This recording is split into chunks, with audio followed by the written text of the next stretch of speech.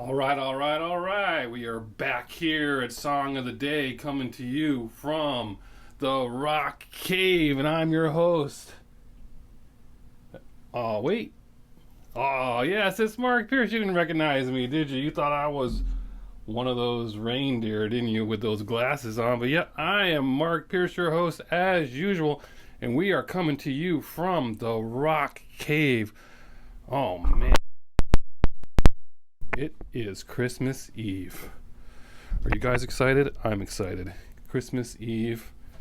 I mean, even in a pandemic, Christmas Eve is exciting, isn't it? I mean, the only thing I need is more snow. Cold and more snow. That's the only thing I wish we had around here more of in Connecticut. But it'll be awesome anyway. And we've had a lot of fun with Christmas music. We're winding down. We got 2 more days of Christmas music today and tomorrow, and then we'll be back to our regularly scheduled program. But this has been awesome. And let me tell you something.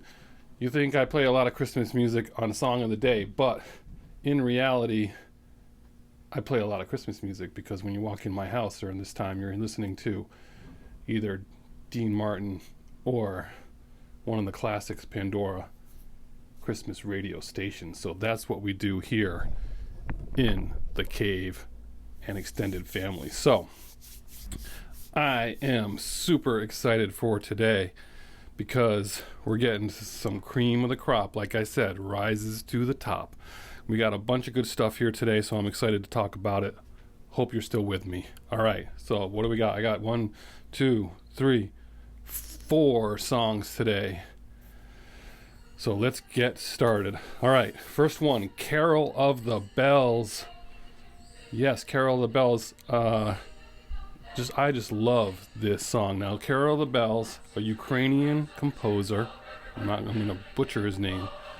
Mykola Lenovachevich, 1914. Lyrics by Peter Wilhowsky. It's based on a Ukrainian folk chant introduced to the United States to a sold-out show at Carnegie Hall, October 5th, 1922, by the Ukrainian National Chorus. Tons of versions of this song. We're talking Robert Shaw, Bing Crosby, Ray Conniff, Mannheim Steamroller. I mean, is Mannheim Steamroller just like, did they get bumped out by the cooler, better Trans-Siberian Orchestra? I don't know. But anyway, Pentatonics. Even Marillion did a version of this. Remember Marillion? 2013, they did it for charity, but Marillion... Remember that song, Kaylee? That's an awesome song. They even did a version of it. But what are we talking about today for our version? We're talking the epic Mormon Tabernacle Choir. I mean, it doesn't get better than this. And if I just can't imagine seeing the full Tabernacle Choir singing this song. It must be like hair on the back of my reindeer neck up. I'm just saying. So Carol of the Bells, number 1. Next one. It's the Rock Cave. We got to have a rock band, right, on Christmas Eve? So we do. We got Please Come Home for Christmas as sung by the Eagles. This is a 1960 song, written and released by the same year by the blues singer Charles Brown, not to be confused with Charlie Brown. This is Charles Brown, went to number 76. It charted every year for like 9 years in a row at Christmas, and it finally went to number 1 in 1972. For this guy. Recorded by a bunch of people. We're talking Bon Jovi, Willie Nelson, Martina McBride, Kelly Clarkson, but the Eagles is the one that everyone knows. This was a 1978 holiday single only, went to number 18. Why did they do this? Well, they had released Hotel California. They were working on the long run. The long run was truly a long run. They were already 7 months behind. The label was getting anxious, and they were like, we need something. And then Don Henley's like, let's just throw him a Christmas song, kind of jokingly.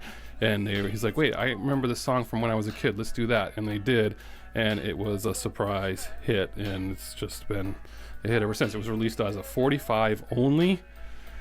And then it was released as a CD single in 1995, and it went to number 15 when they did that. So that's crazy, right? So there's your song number 2. Now number 3. This was a late ad because I just heard this like not that long ago, last night. We're talking Mistletoe and Holly, Frank Sinatra. I don't think I have a Frank Sinatra standalone song. 1957, co-written by Frank Sinatra. Mistletoe and Holly. Just, if you don't know this song, listen to it. If you love the classics, this is a great song. It made me happy when I heard it. I said, you know what, I'm going to throw that one in it because it's one of my last chances, and that's a good one. Okay, last but not least by far, some of you would have guessed I was going to play this on Christmas Day, and those of you who know me know that I love this song, and I haven't played it yet, so have you already guessed what it is? But it has to be played on Christmas Eve because the song takes place on Christmas Eve. So what is it, people? Which one? Do you know what it is? All right, we're talking Christmas Wrapping the Waitresses. Yes, I love this song. I've always loved this song. It is just it's a great Christmas song. It's been called like one of the greatest pop Christmas songs of all time. And it was pretty much a one-off, and they didn't think anything of it. I mean, it was on the 1981 compilation, A Christmas Record, because the label said we want people on our label to put out a Christmas song, so they threw this one together. It was on their 1982 EP, I Could Rule the World If I Could Only Get the Parts. I remember the Waitresses were famous for I Know What Boys Like and the theme to Square Pegs. And this song was just a spoof. Rap was just beginning. It was just beginning to be a thing. Curtis Blow had put out a song called Christmas Rapping, Rapping, and they were just kind of like spoofing off that with rapping, Wrapping. This song was huge in the UK, by the way. And as the story goes, one of the founders of the band said his sister called him and said, "Hey, your song's on the radio at Christmas time." And he's like, "Oh, thank God, it's been like 9 months that I Know What Boys Like's been stuck on college radio. It's finally gone mainstream." And she's like, "No, your Christmas song." And he's like, "What?" So they literally had to relearn the song, and she had to learn the 500 words to this song over again to start playing it live because they totally unexpected this to be hit. Was such a surprise. They don't even have a music video for this. There's no official music video from the Waitresses. Now, I would think that they would have put something together in the meantime, like ever since then, like some kind of homage. They did not. And when you look on it on the web, it's just people who made their own like mixes and stuff like that, but there is no official video. But Christmas Rapping, I mean, anyone that knows me knows that I played this song all the time at Christmas time from college on. I love the story, I love the rap, I love the tune, I just love everything about it. It is one of my top favorite Christmas songs ever. So those are your 4 for today. Whew, man, that was a lot. That was pretty blistering, right? On a side note, Burl Ives, remember I mentioned Burl Ives earlier in the week, famous in movies and country music. He was Sam the Snowman in Rudolph the Red-Nosed Reindeer in 1964. I do have to say, I posted my song of the day with him in it on Instagram, and the Burl Ives official page started following the Rock Cave on Instagram. I know. It may not be a big deal to you, but it's a big deal to me. Thank you, Burl Ives family, for following me. Looking forward to getting picked up by maybe a bunch of other artists too. Who knows? But that's pretty cool. That made my week. It really did. Burl Ives, Sam the Snowman, Christmas, Rock Cave, Instagram, all good.